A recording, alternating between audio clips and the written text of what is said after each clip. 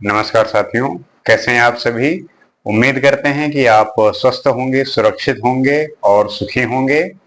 जैसा कि हम किसी न किसी विषय को लेके बातचीत करते हैं, विषय के गहराई को समझते हैं, उसके उस विषय के क्या प्रभाव हमारे समाज में पड़ते हैं, हमारे देश में पड़ते हैं, लोगों के साथ क्या घटित होता है, उन सब संबंधित विषयों को लेके बात करते हैं और समझने की कोशिश करते हैं कि उस विषय की कितनी गहराई है और उसे हमें कितना सीरियसली लेना चाहिए और उसका प्रभाव इस मानव जात के साथ साथ हर किसी पे जैसा पड़ रहा है, उन सब बातों को हम देखते हैं और समझने की कोशिश करते हैं। तो जैसा कि आपको पता ही है कि इस समय ट्रेड वार चल रहा है और ट्रम्प साहब जो है हर कंट्री पे टैरिफ लगा रहे हैं। तो अब जैसा कि इंडिया पे भी उन्होंने लगा रखा है, पहले 25% लगाया, फिर 25% लगाया और फिर सेकेंडरी टैरिफ की भी बात कर रहे हैं। तो इन सब को देखते हुए अभी इस बात को लेके बात हो रही है कि जो आसियान कंट्रीज हैं, जो आसियान कंट्रीज हैं, जो हमारे साउथ ईस्ट की तरफ आके हम देखते हैं, इन्हें जानने की कोशिश करते हैं कि उनके साथ जो हमारा ट्रेड है वो कितना सही है और कितना होता है, क्या हम फायदे में हैं या नुकसान में हैं, क्या उनके साथ जो हमारा ट्रेड है वो फ्री है या उस पे भी टैरिफ हम लगाते हैं या वो लगाते हैं। तो जैसा कि कुछ साल पहले का जो डेटा है रिपोर्ट के अनुसार, उसमें यह है कि इंडिया का जो एक्सपोर्ट है वो काफी है। जैसे कि जो आसियान कंट्री है, पहले तो आप इसके बारे में जानना होगा कि आसियान कंट्री हैं कौन कौन से। तो जैसा कि आपको पता है कि जब साउथ ईस्ट में जाइए और इंडिया के जो नॉर्थ ईस्ट का एरिया है वहां से आप स्टार्ट करिए, तब आप देखेंगे कि सबसे पहले म्यांमार पड़ता है, उसके बाद थाईलैंड हो गया, लाओस हो गया, वियतनाम हो गया, सिंगापुर हो गया, इसमें 10 कंट्रियां हैं, और इंडोनेशिया हो गया, मलेशिया हो गया, कंबोडिया, फिलीपींस और ब्रुनाई। तो इन सब कंट्रियों के साथ जो हमारा ट्रेड है वो इंडिया जो एक्सपोर्ट करता है वो अराउंड 2-3 साल पहले का जो है वो डेटा है, उसमें लगभग 34-35 बिलियन डॉलर जो है एक्सपोर्ट कर है इंडिया का, और जो इंपोर्ट है वो लगभग 45 बिलियन डॉलर का है। तो लगभग हम ट्रेड डेफिसिट में है। कहने का मतलब ये है कि एक्सपोर्ट हम इन कंट्रियों में करते तो हैं, लेकिन उन कंट्रियों से हम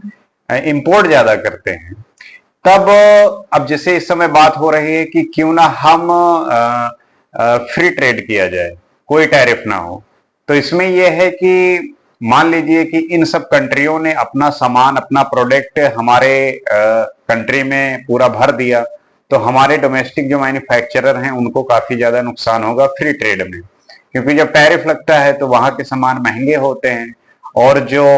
हमारे खुद के यहाँ के बने जो सामान होते हैं फिर लोग उनको ज्यादा खरीदने की कोशिश करते हैं क्योंकि वो सस्ते पड़ते हैं।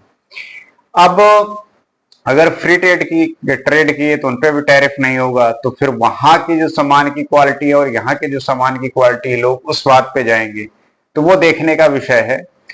तो इन सब कंट्रियों के साथ जो ट्रेड है वो हमारे देश के लिए भी बहुत जरूरी है, और इन सब देशों का जो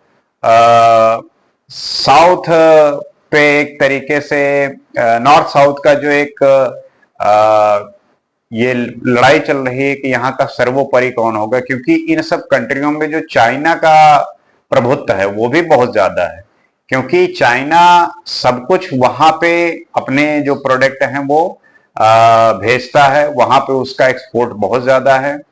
तो इन सब कंट्रियों के साथ इंडिया को भी अच्छे से एंगेज होना पड़ेगा, क्योंकि अगर इन सब सारी कंट्रियों पे चाइना ही अपना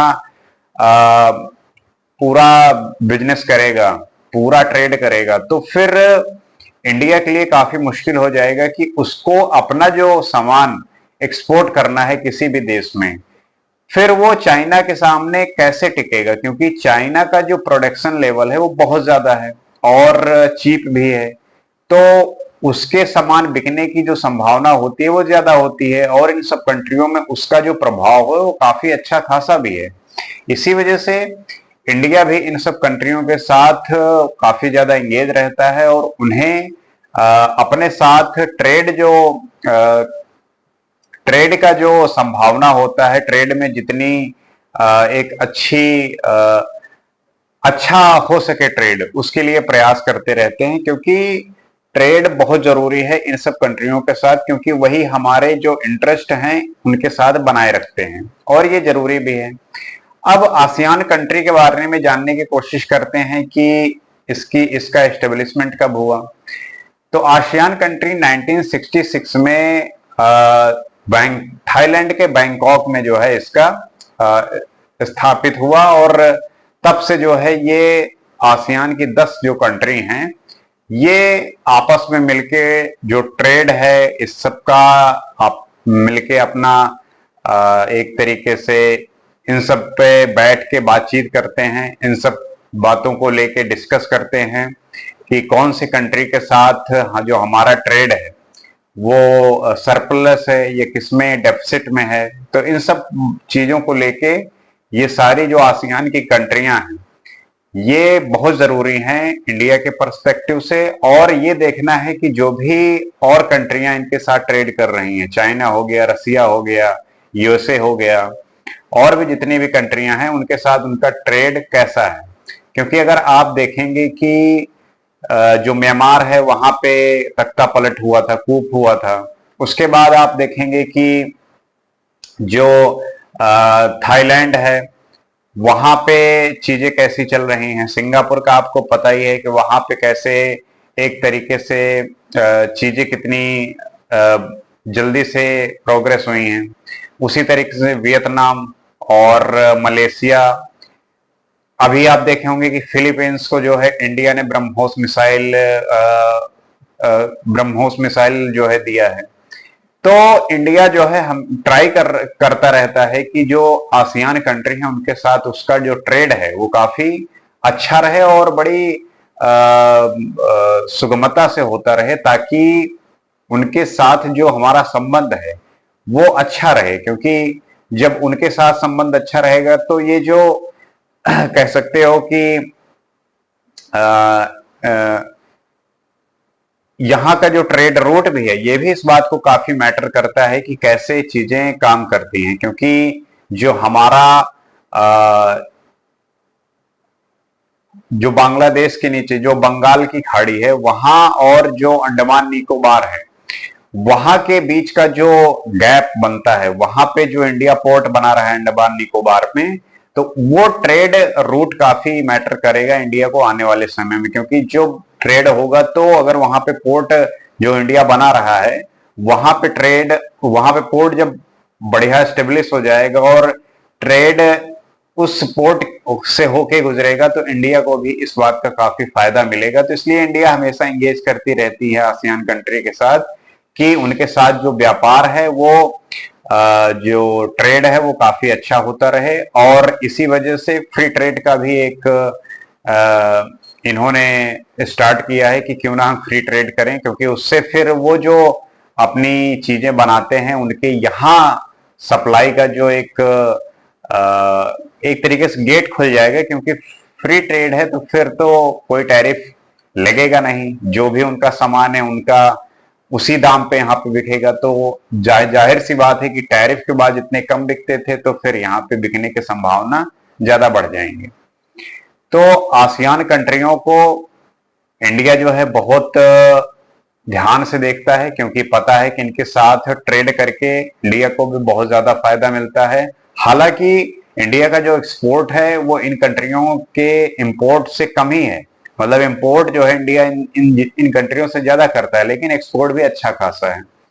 तो आगे आने वाले देखने वाली बात है कि कैसे चीजें काम करती हैं। और फ्री ट्रेड एग्रीमेंट भी है कि नया एक्सपेरिमेंट अगर इनके साथ हम करेंगे तो वो भी कुछ समय बाद पता ही चल जाएगा कि इसका क्या प्रभाव हमारे मार्केट में जो है पड़ रहा है। तो ये बात समझने की है कि जो हमारे पड़ोसी एक तरीके से कह लीजिए देश हैं और आसियान कंट्री जो भी हैं उनके साथ इंगेजमेंट, उनके साथ पॉलिटिकल रिलेशन, उनका जो है एक किसी भी मुद्दे को लेके जो उनका एक सपोर्ट है इंडिया में, इंडिया को लेके, वो भी जरूरी है। क्योंकि जैसे हमारे यहाँ पे आतंकी हमले होते हैं तो ये जो आसियान कंट्रियां हैं ये हमेशा एक तरीके से अपना पक्ष रखती हैं कि हमें इंडिया को किस तरीके से देखना है और हमारा इंडिया के प्रति कैसा रवैया होना चाहिए। क्योंकि जब इंटरनेशनल लेवल पे कोई ऐसी बात होती है वोटिंग की या एक सपोर्ट की, तो फिर इन सब कंट्रियों के जो है और मायने हो जाते हैं। तो उम्मीद करते हैं कि आसियान कंट्री का जो हमारे साथ ट्रेड है वो आप समझे होंगे और इन आसियान कंट्रियों के भी कितनी महत्वपूर्ण भूमिका है हमारे ट्रेड में। और इसी तरीके से नए विषयों को लेके हम आपके सामने उपस्थित होते रहेंगे। उम्मीद करते हैं कि इस वीडियो के माध्यम से आप आसियान कंट्री के साथ जो हमारा ट्रेड है वो समझे होंगे। नेक्स्ट वीडियो में किसी नए विषय को लेके बात करेंगे। आज के लिए इतना ही। नमस्कार।